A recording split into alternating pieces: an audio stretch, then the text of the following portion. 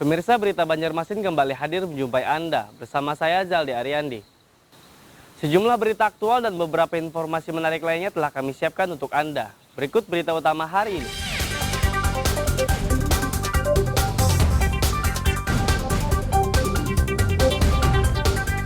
Kejaksaan gelar perkara dugaan pembagian amplop berisi uang saat paripurna.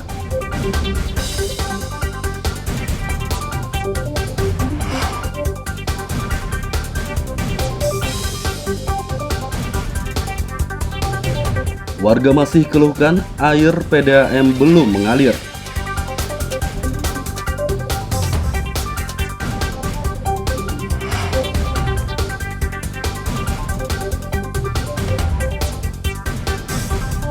Akibat penyakit mulut dan kuku, harga daging sapi naik.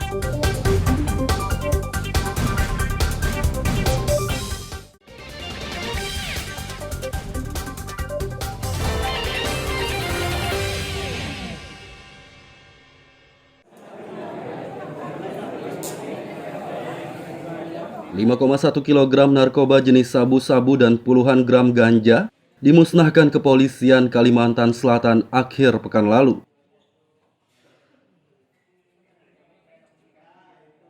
Pemusnahan barang haram ini disaksikan langsung perwakilan Kejaksaan, BNN, Balai POM, dan tersangkanya.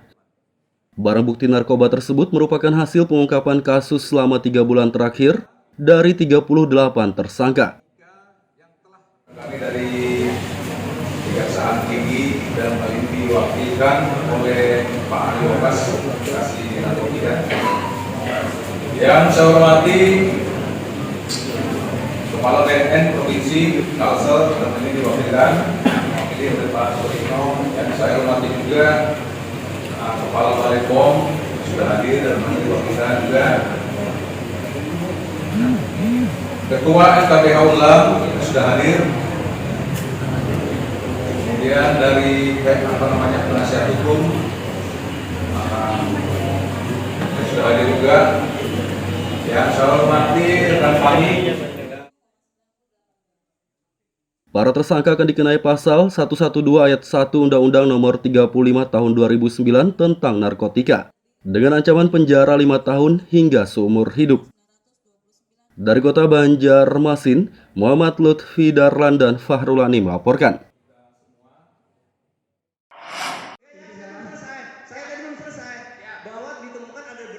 Kejaksaan Negeri Kejari Martapura Senin siang menggelar perkara pembagian amplop yang diduga berisi uang saat paripurna DPRD Kabupaten Banjar.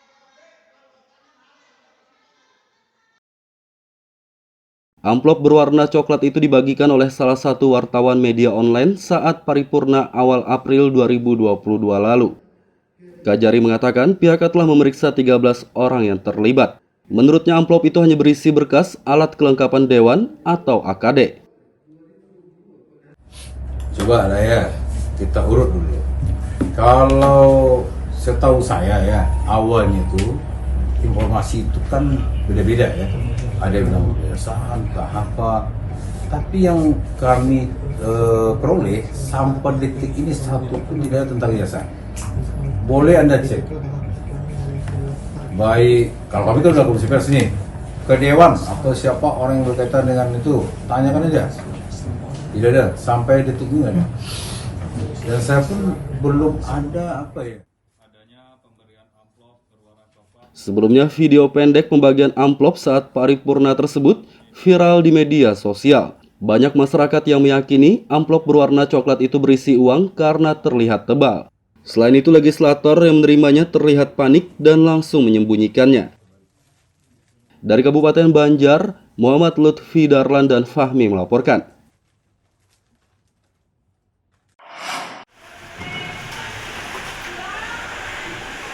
Akibat penyakit mulut dan kuku atau PMK, harga daging sapi di pasar tradisional Kota Banjarmasin naik.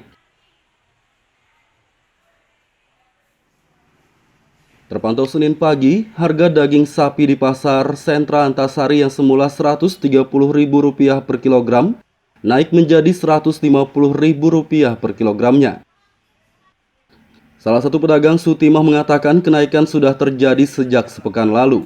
Menurutnya kenaikan disebabkan PMK sehingga pasokan sapi dari luar pulau dilarang. Ya, kan bisa jual itu nampak kuku, terus sapinya dari luar Jawa kan bisa masuk. Oh, berarti ini daging sapi lokal lah pula. Ya, sapi lokal. Sapi sini nak pelihari gitu nah. Ada sapi Jawa lagi dah, pada ada. Sebelumnya ada kenaikan tuh harganya berapa, Bu? 130, 135, 130, 135, terus melonjak lagi 10.000 berapa kali gitu. Berarti kenaikan terus setiap Kalau dulunya kan setahun sekali, ini setahun 4 kali. Nah, untuk penjualan sendiri rame aja kah, Bu? Rame aja. Untuk langganan aja, sekarang murah udah ditemukan. Hewan ternak dari Pulau Jawa telah dilarang masuk ke Kalsel, pedagang pun hanya bisa menjual daging sapi lokal. Dari kota Banjarmasin, Muhammad Lutfi Darlan dan Fudael melaporkan.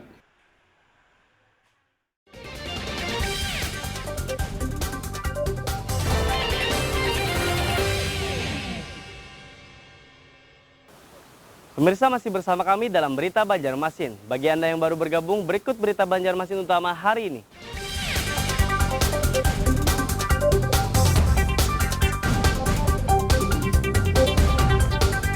Kejaksaan gelar perkara dugaan pembagian amplop berisi uang saat paripurna.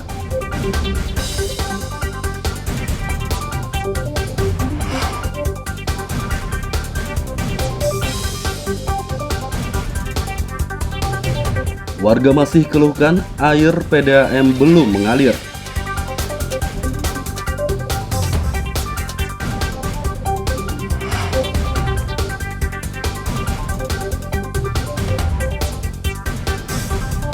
Akibat penyakit mulut dan kuku, harga daging sapi naik.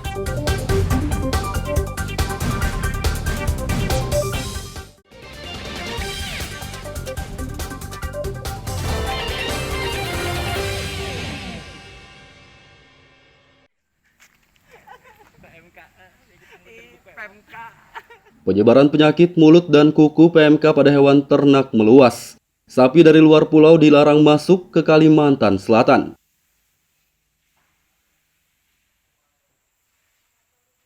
Data di Sebunak Kalsel, 4 ekor sapi di Kabupaten Hulu Sungai Utara dan 17 ekor di Kabupaten Tanah Laut diduga terinfeksi PMK. Mulai menyebarnya penyakit yang disebabkan oleh virus tersebut membuat pemerintah melarang pasokan hewan dari luar pulau. Rumah pemotongan hewan RPH di kota Banjarmasin kini hanya memotong hewan jenis lokal dari Kabupaten Batola. Sebenarnya alhamdulillah tidak ditemukan gejala kritis terhadap PMK. Jadi sapi sehat dan juga makannya kuat dan juga dari fisik juga terlihat dalam gejalanya. Dari petugas PN sendiri, Pak, setiap hari berarti Pak melakukan pengecekan pemeriksaan ini? Ya, dari kami ada satgas juga, ada gugus tugas di Pemko Banjarmasin, di Badan Kesehatan Hewan, kita bekerja ada dokter hewan yang selalu dari memeriksa keterangan sapi gitu sebelum sapi masuk kandang itu kita periksa kesehatannya, fisiknya. Kalau masuk kandang. sapi sendiri dari mana, Pak? Yang ada ini dari lokalan juga dari Batola, ada dari Kayu Baru, ada juga. Selain melarang pasokan dari luar pulau, pemerintah juga menggencarkan pemeriksaan kesehatan hewan ternak untuk mencegah penyebaran PMK meluas. Dari kota Banjarmasin, Muhammad Lutfi Darlan dan Fudael melaporkan.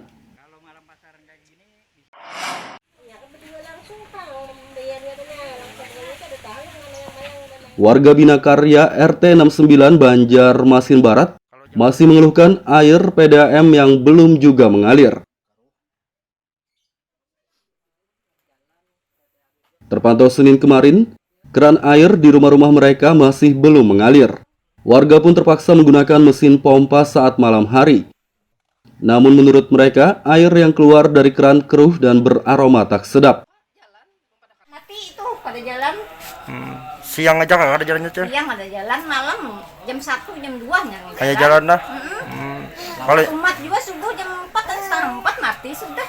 itu pakai air mesin, Pian? Menyedot Mesin ya? bila ada mesin nggak mau. Untuk airnya sendiri Bu, karuh kah atau gimana Bu? Haruh tuh bertandak banyaknya. Karuh. Di malam tadi tuh menyedut jam 12. Ada bau-baunya juga Bu? Bau, kan ini bau ada yang bau benar. Banyaknya, bingung gua. Kemacetannya sudah berapa bulan atau? Lawas kami ini bertahun-tahun di sini nih, merasakan aja. Iya bingung. Lawas sudah anak lapor aja yang ada tuh pemeriksaan yang nuntut lagi kalau yang mencatat-catat tuh. Ya bikin demo aja ke sana aja. Kata demo kan kayak ini bila jurangnya ya. Iyalah jurang kayaknya. Berarti sudah lama Bu lah macet tuh lah. Ih, bertahun-tahun dah iyalah. Kita. Adalah. Ada yang jalan, ada yang kada. Tapi banyak yang kada jalan juga. Tadi ada info jalannya itu pas tengah malam bulah. Nggih, jam 12 malam ke atas ini jalan. Jadi warganya nunggu tengah malam pang baru bisa itu. Tapi harus pakai mesin gitu. Nggih, pakai mesin. Untuk airnya sendiri Bu, bersih ya lah. Keruh airnya. Keruh lah. Nggih. Kadang bau juga lah. Bau nggih tadi tuh ada warga ulun kan curhat ada yang bau. Sejauh ini sudah ada melapor ke PDAM-nya Bu? Kemarin ada sudah melapor. Ya. Apa tanggapannya Bu? Akhirnya mengenai pergantian pipa kan sudah tua. Terus ada bocoran, ada yang masuk angin. Kemarin ada juga kan yang di-share kemarin kan oleh Dewan Kelurahan ada kebocoran. Warga berharap PDAM Bandar masih segera memperbaiki kerusakan pipa agar distribusi air kembali lancar. Dari Kota Banjarmasin, Muhammad Lutfi Darlan dan Fudael melaporkan.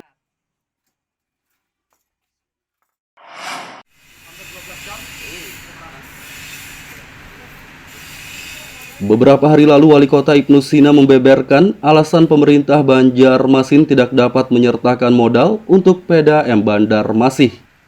Alasannya karena Pemkot tidak berani menerapkan Perda Nomor 12 Tahun 2017 tentang penyertaan modal. Menurut Ibnu, pihaknya tidak berani karena sempat terjadi OTT KPK terhadap mantan Dirut PDAM. Menanggapi hal ini, mantan Dirut PDAM Banjarmasin Muslih menyatakan, OTT yang dialaminya tidak berkaitan dengan perda tersebut.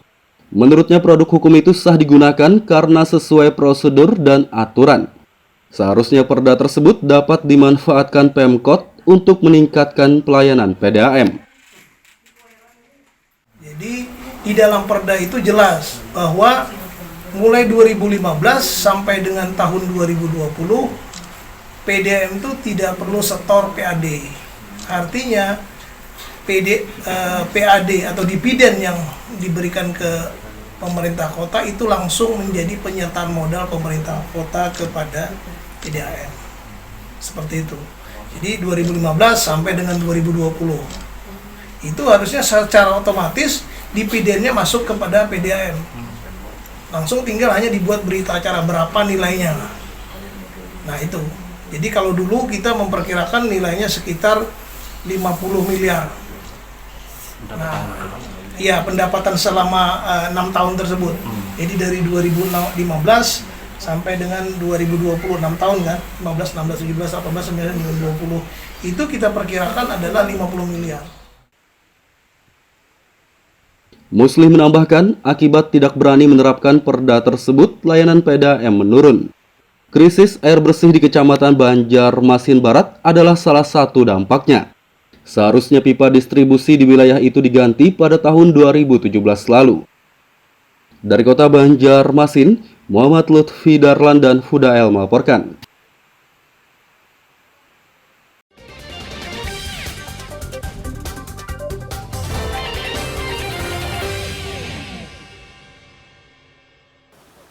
Pemirsa masih bersama kami dalam Berita Banjarmasin. Bagi Anda yang baru bergabung, berikut Berita Banjarmasin utama hari ini.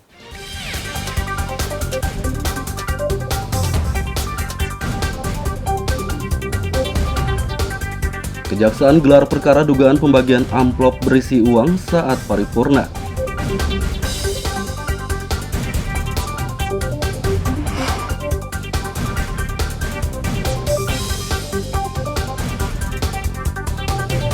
Warga masih keluhkan air PDAM belum mengalir.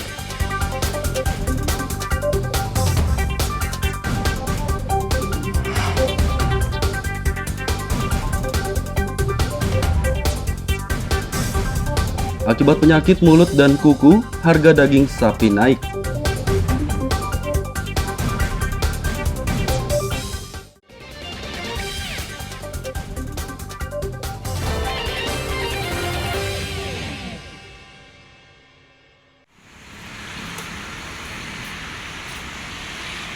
Revitalisasi Pasar Batuah di kawasan Kuripan, Banjarmasin Timur akan segera dilaksanakan.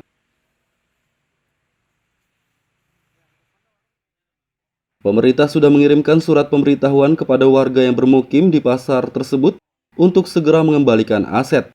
Pengembalian aset ditarget rampung akhir Mei 2022. Jika ada warga yang belum mengembalikan, Satpol PP akan melayangkan surat peringatan SP 1 hingga 3. Penyampaian pemberitahuan tentang pengembalian aset. Nah, kita masih menunggu. Setelah itu nanti akan dilanjutkan dengan SP dari surat peringatan yang nanti udah di proses penegakannya di Satpol PP. Tapi pada saat ini kita berharap dengan adanya surat pemberitahuan itu masyarakat nanti akan bisa. Kira-kira SP-nya jatuh tempo ini kapan SP 1? Saya kurang tahu persis, tapi nanti di situ ada protap di Satpol PP yang mengatur sedemikian rupa itu. Kalau sesuai jadwal Mei ini sudah bebas berarti lokasi itu? Harusnya seperti itu. Jadi kita mengkombinasikan antara penegakan aturan dengan rasa kemanusiaan segala macam itu jadi baik. Ada perhitungan secara matangnya Pak untuk menjatuhkan SP. Data Kelurahan Kuripan, warga yang bermukim di pasar tradisional tersebut berjumlah sekitar 500 jiwa. Dari kota Banjarmasin, Muhammad Lutfi Darlan dan Hudael melaporkan.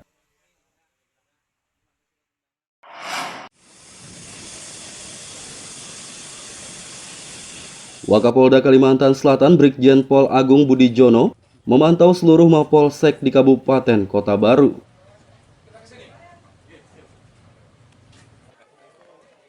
Pemantauan berlangsung selama 3 hari dan dimulai sejak akhir pekan lalu. Brigjen Pol Agung Budijono mengimbau seluruh personel Polsek bertugas dengan baik.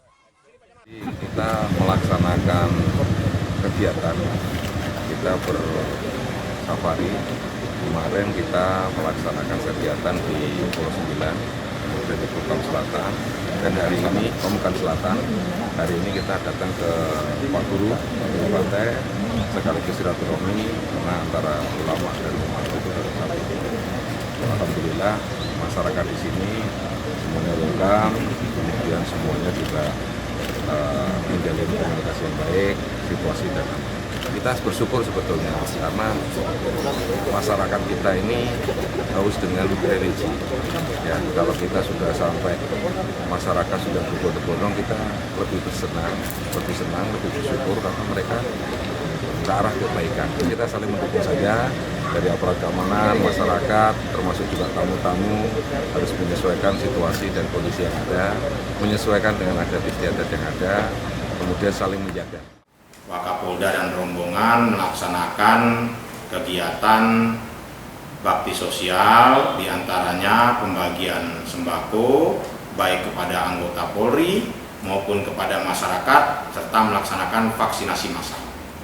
Dalam kegiatan tersebut memang beberapa tokoh dikunjungi oleh Bapak Wakapolda dan rombongan, diantaranya ada tokoh di Pulau 9, tokoh di Pamukan, dan tokoh di Polsek Pantai, ada guru pantai itu dikunjungi. Ya, jadi Pak Wakapolda itu mempererat silaturahmi antara umaro dan ulama sehingga lebih bisa, lebih baik, lebih nyaman dalam mewujudkan situasi Kamtipmas yang kondusif, khususnya Kabupaten Kota Baru dan secara umum Kalimantan Selatan.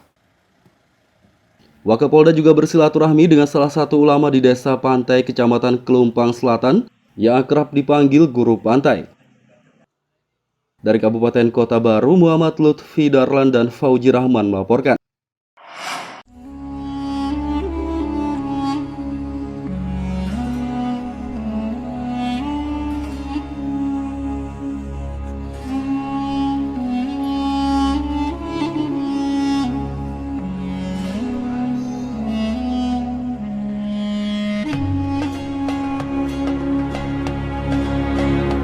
Ada satu makam unik di Kabupaten Tapin, Kalimantan Selatan yang kerap dikunjungi peziarah, baik lokal maupun luar daerah. Makam Datu Nuraya namanya.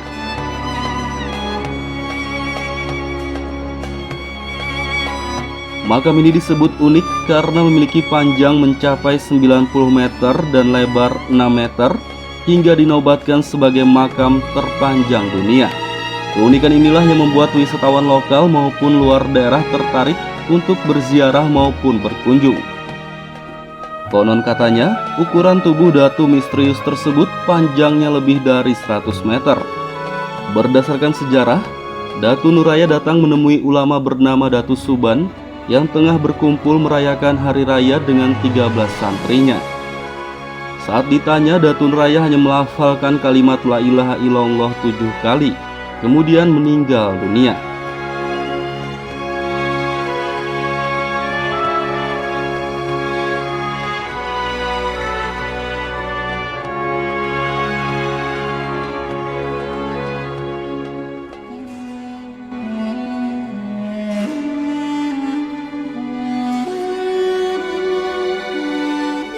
Datu Suban dan ke-13 santrinya sempat kebingungan karena merasa tidak sanggup mengangkat jenazah raksasa tersebut.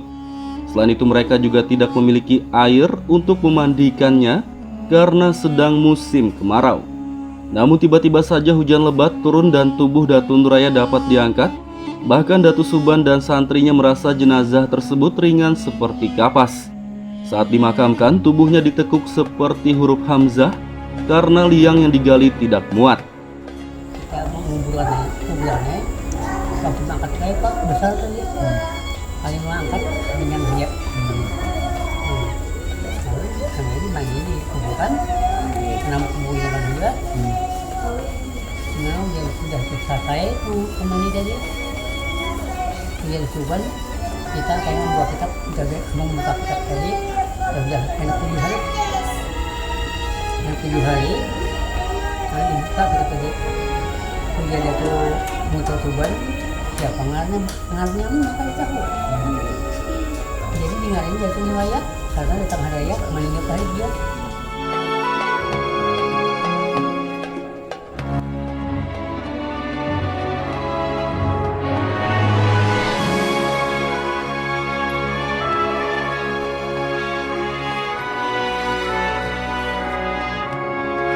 Datu Nuraya tidak diketahui nama aslinya.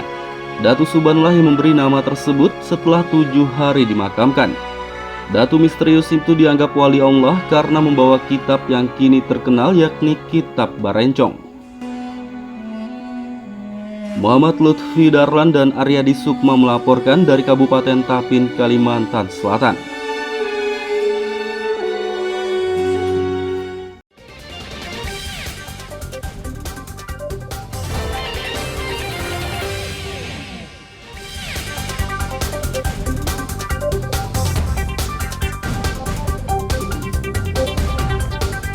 Kejaksaan gelar perkara dugaan pembagian amplop berisi uang saat paripurna.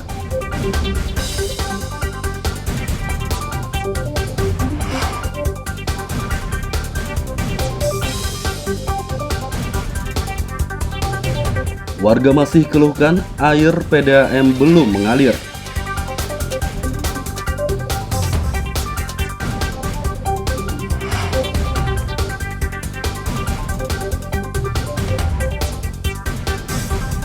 Akibat penyakit mulut dan kuku, harga daging sapi naik.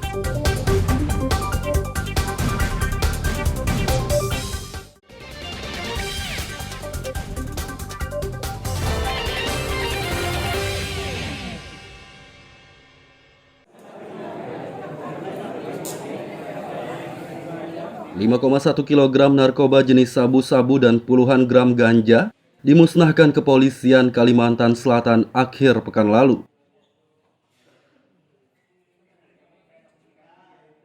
Pemusnahan barang haram ini disaksikan langsung perwakilan Kejaksaan, BNN, Balai POM, dan tersangkanya. Barang bukti narkoba tersebut merupakan hasil pengungkapan kasus selama 3 bulan terakhir dari 38 tersangka. Kami dari Kejaksaan Tinggi dan hal ini diwakilkan oleh Pak Ahli Wakas Kasih Dinamika. Yang saya hormati Kepala BNN Provinsi Kalsel, dan ini diwakili oleh Pak Surino. Yang saya hormati juga Kepala Balai POM sudah hadir dan ini diwakilkan juga Ketua LKPH Ulam sudah hadir. Kemudian dari penasihat hukum sudah hadir juga. Yang saya hormati rekan kami. Para tersangka akan dikenai pasal 112 ayat 1 Undang-Undang Nomor 35 Tahun 2009 tentang narkotika dengan ancaman penjara 5 tahun hingga seumur hidup. Dari Kota Banjarmasin, Muhammad Lutfi Darlan dan Fahrulani melaporkan.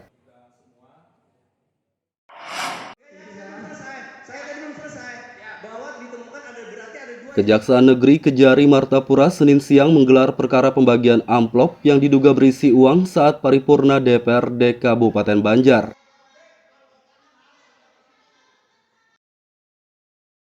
Amplop berwarna coklat itu dibagikan oleh salah satu wartawan media online saat paripurna awal April 2022 lalu.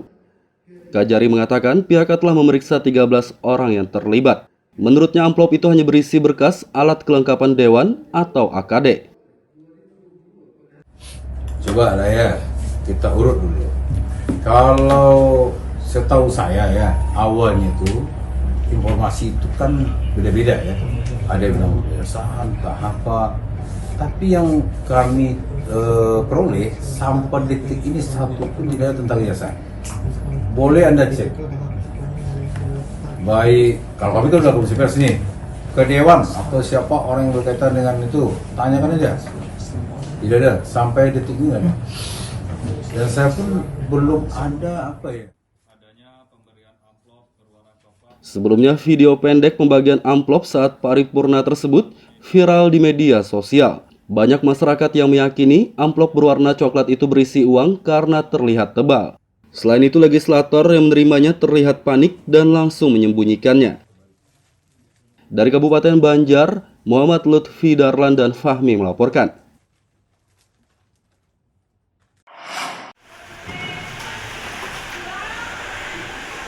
Akibat penyakit mulut dan kuku atau PMK, harga daging sapi di pasar tradisional Kota Banjarmasin naik.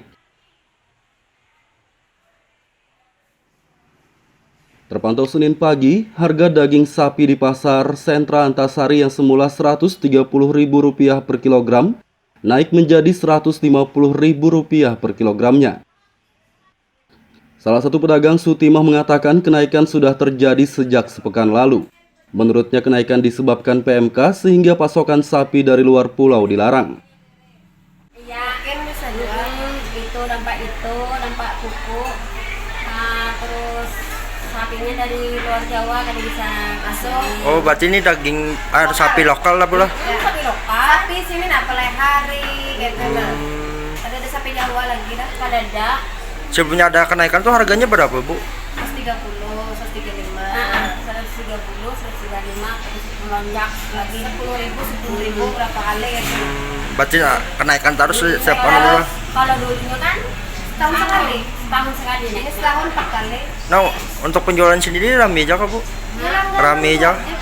Langganan aja, sekarang murah udah ditemukan.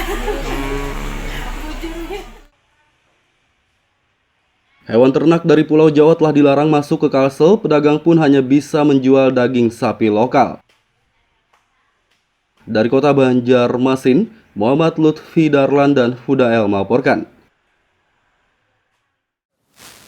Pemirsa, informasi tadi sekaligus menutup perjumpaan kita kali ini. Saya Zaldi Aryani beserta redaksi mengucapkan selamat beraktivitas, sampai jumpa.